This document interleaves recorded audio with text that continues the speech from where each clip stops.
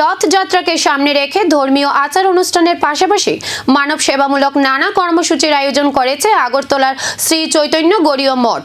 রবিবার মন্দির প্রাঙ্গণে অনুষ্ঠিত হয় বিনামূল্যে স্বাস্থ্য পরীক্ষা, চিকিৎসা পরিষেবা, ঔষধ বিতরণ এবং স্বেচ্ছায় রক্তদান শিবির। অনুষ্ঠানের উদ্বোধন করেন আগরতলা পুর নিগমের মেয়র দীপক মজুমদার।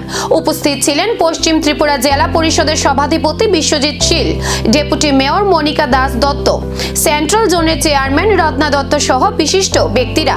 মঠ কর্তৃপক্ষ জানিয়েছে, আগামী 16 জুলাই শ্রী জগন্নাথ, বলরাম ও সুভদ্রার পবিত্র রথযাত্রা অনুষ্ঠিত হবে। উৎসব উপলক্ষে প্রতিদিন ধর্মসভা, ভক্তিমূলক অনুষ্ঠান এবং 19 থেকে 23 জুলাই পর্যন্ত বিশেষ সান্ধ্য ধর্ম মহাসভার আয়োজন করা হয়েছে। বিভিন্ন দিনে রাজ্যপাল, মুখ্যমন্ত্রী সহ বিশিষ্ট অতিথিদের উপস্থিত থাকার কথা রয়েছে।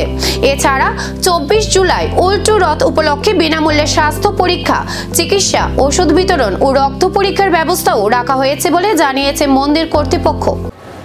দুটি বিষয়কে সামনে রেখে একটা হচ্ছে স্বাস্থ্য শিবির, একটা হচ্ছে রক্তদান শিবির। তো আমি বলবো যে এখানে আমার আগে যারা বক্তারা বলেছেন যে যারা ধর্মের সঙ্গে সঙ্গে সেবামূলক কাজেও করে থাকেন, তা আমি বলবো সেবাই ধর্ম।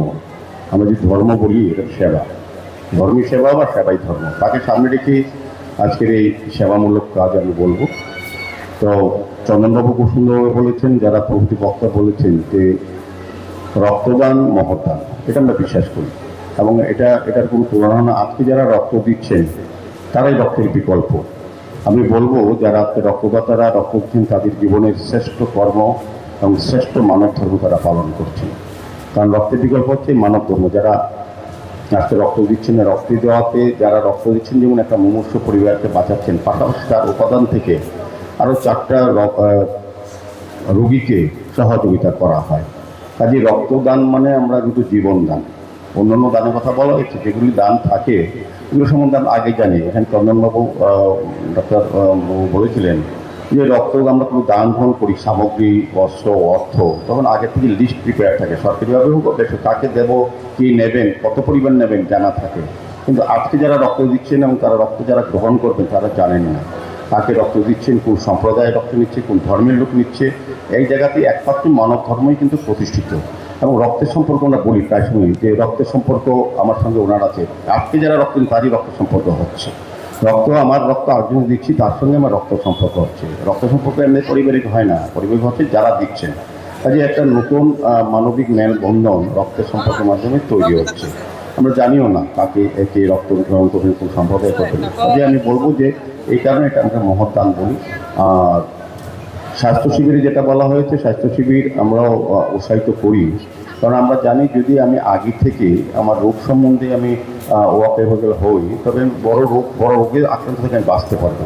আজকে স্বাস্থ্য শিবিরে যারা এই পরিষেবা গ্রহণ করবেন তারা জেনে নেবেন তারা কোনো রোগে আক্রান্ত কিনা, বা আক্রান্ত হলে বা রোগাক্রান্ত হলে তারা সুযোগ পাবেন তাদের স্বাস্থ্য পরিষেবা গ্রহণ করে নিজেকে সুস্থ রাখার করার জন্য। তা আমি বলবো স্বাস্থ্য শিবিরও অনেকটাই গুরুত্বপূর্ণ, বিশেষ করে এই বর্ষাকালের সময়।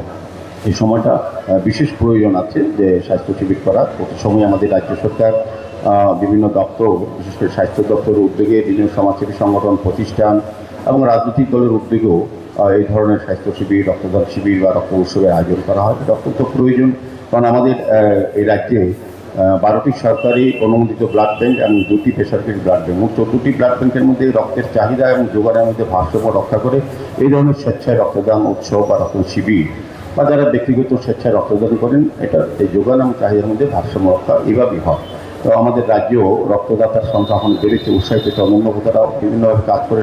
বিভিন্ন সামাজিক সংস্থা, ব্যক্তি, প্রতিষ্ঠান সরকারের মাননীয় মুখ্যমন্ত্রী আবেদনে সাড়া দিয়ে তারা কিন্তু এখন নিয়মিত রক্তদান উৎসব করে যাচ্ছে। তার ফলে আমাদের এখন বলতে দ্বিধা নেই, রক্তের অভাবে কোনো ধরনের অপারেশন বন্ধ হয়ে যাচ্ছে বা রক্তের অভাবে কোনো রোগীর মৃত্যু হচ্ছে, এরকম বিষয় কিন্তু এখন নেই। সবাই কিন্তু এগিয়ে এসছেন। কাজে এটাই বলবো যে এটাই মানবতা, এটাই মানব ধর্ম পালন। তো আমি আলোচনা দীর্ঘায়িত করবো না, অনেকেই সুন্দরভাবে আলোচনা রেখেছেন। আমার আশা ও প্রত্যাশা থাকবে জগন্নাথ মন্দির বা চৈতন্য গৌড়ী মঠের উদ্যোগে এভাবে ধারাবাহিকভাবে ধর্মীয় কাজের পাশাপাশি সেবাই ধর্মকে সামনে রেখে এই সেবামূলক কাজে ব্রতী হবেন এবং আমাদের শহর এবং রাজ্যের মানুষ উপকৃত হবেন এবং তারা স্বাস্থ্য জীবন শিবিরের সুযোগ পাবেন স্বাস্থ্য পরীক্ষার ক্ষেত্রে এবং মুমূর্ষু রোগীর জীবনদানের ক্ষেত্রেও এই রক্তদান অনেকটাই কাজে আসবে এই বিশ্বাস রেখে আবারও আগামী এখন নজর 16 জুলাইয়ের রথযাত্রার দিকে। ধর্মীয় ভাব গাম্ভীর্যের সঙ্গে এবারের সেবামূলক আয়োজন কতটা ভক্তদের হৃদয় ছুঁতে পারে সেটাই দেখার।